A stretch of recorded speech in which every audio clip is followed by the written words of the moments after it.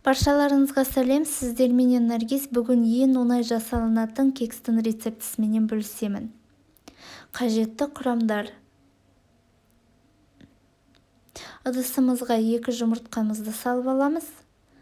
Үстіне 1 стакан қант саламыз. Жақсылап ағарғанша араластырамыз. 1 стакан кефир қосамыз. Араластырамыз. Үстіне жарты стакан май қосамыз.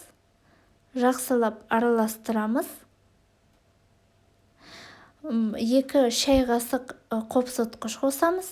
Араластырамыз. 2 стакан ұн қосамыз. Араластырып аламыз.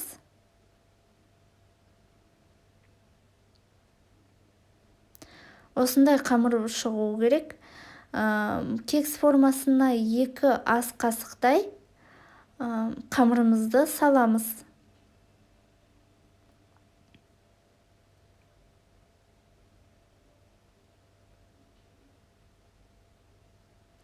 «180 градуста қызарғанша пісіріп аламыз.